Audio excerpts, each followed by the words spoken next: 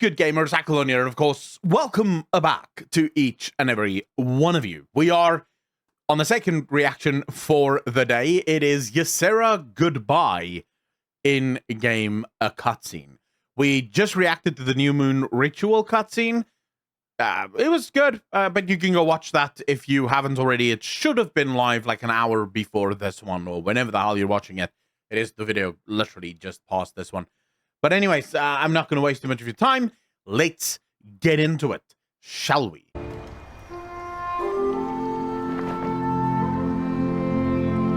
I am so grateful we had this time together. My beloved friends. With the aid of those gathered here, Amir Drasil blossoms all around us. Do you remember when you first held its seed in your arms, Tyrande? Of course. I cradled it as I would a child, and promised the souls within to honor their sacrifice. And I swore to you. Sorry, I can't. Why not just show that? Why not just... Did you have the medium of video? You don't have to tell us what you did. Just show it. Show the player what you did. Show the player how you cradled it in your arms and then said, I will protect you or whatever. Why do you need to tell the player everything you did? That makes no sense. It makes sense in a book, if you're reading a book, because you have to read it. But it doesn't make sense here. Honor their sacrifice. And I swore to you, I would do everything in my power to protect it. We have both kept our vows. It is time I return to Ardenweald, to restore the balance and repay a debt to an old friend. Mother, I thought you came back to ensure that I would... My precious child, you are strong, compassionate, and wise. And you have become the leader I knew you would. You did not need me to guide you. Mother, I will always need you. I shall not be far. I am so proud of you, my heart. Remember, all time is borrowed, and in this, there is beauty.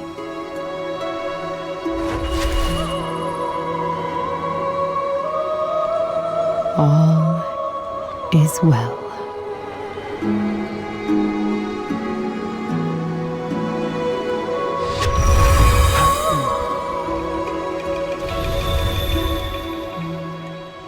All right. So this just proves the absolute confusion that literally everyone has had with the entire Zero storyline. She has been utterly useless this entire expansion. Like, why was she brought back? What was her purpose? What was the reason? No reason. No. We just wanted to get rid of Malfurion for a batch, for an expansion. And, yeah, we wanted to bring Ysera back. Not for any particular reason. Not because she had a huge part to play in the story.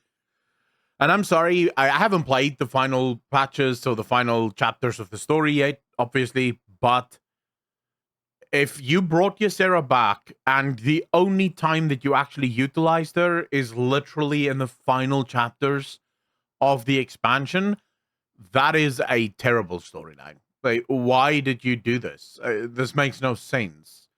Malfurion could have had a much bigger part to play in the Guardian of the Dream cinematic, considering he is literally one of the greatest protectors of the dream. Now, of course, we don't know if Malfurion is going to come back. She does say that she has to repay a debt to a very old friend. I mean, again, this I actually kind of liked the final bit of the cinematic, the moment between Marithra and Tyrande was actually probably one of the few times where the dialogue was incredibly normal in a World of Warcraft cinematic. It it was how a mother and her daughter would most likely speak to each other as they're saying goodbye. It came across as fairly normal dialogue, not forced, not awkward, not cringe. I kind of liked the cinematic, except for the glaring lore choices, like bring Ysera back, have her do absolutely nothing, and then just let her go back to Ardenweald. Are we gonna get Malfurion back? Or is he also now in Ardenweald? Was this just a great ploy to basically remove Ysera and Malfurion from the board?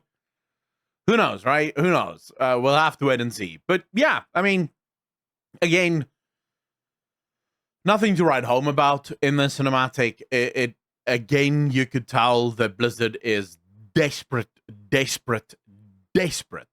to try and get some kind of emotional rise out of the player base. Each and every one of these cinematics, this one, it is desperate in its quest for emotional content. It wants the player to be emotionally engaged. It wants the player to cry a little bit, which is great if you can pull it off. But you know, I mean, I haven't read anywhere on Twitter where people are, you know, tweeting at the writers and being like, "Oh wow, best thing I've ever seen in my life. I couldn't stop crying." Because again, you brought Ysera back and she had no role to play in the entirety of the expansion, right up until maybe the final chapter where this takes place. Because I'm assuming there is at least some chapter with Ysera here. But just another example of Steve Denuser and the writing team not having a clue how to write a story for a video game. You know, they just don't know. Every single one of these cinematics suffers from the exact same thing, which is it is trying to be the whole of the story. I used this example yesterday during live stream, but I'll use it again. Imagine if I told you that you are to tell the story of the Lord of the Rings in 10 pages, in all of its nuance, every single detail in the Lord of the Rings, you have to write in 10 pages.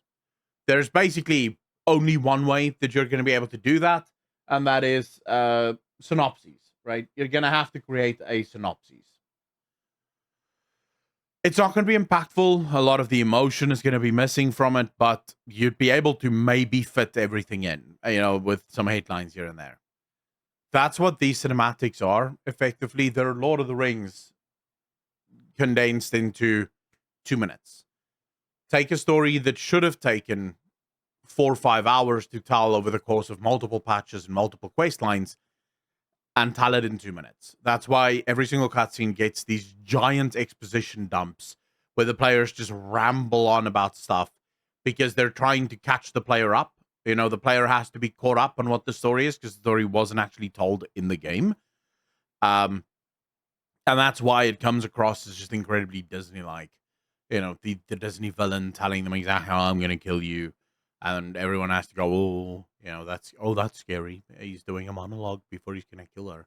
I wonder how that's going to be interrupted. Oh, look at that. An axe off screen. How original.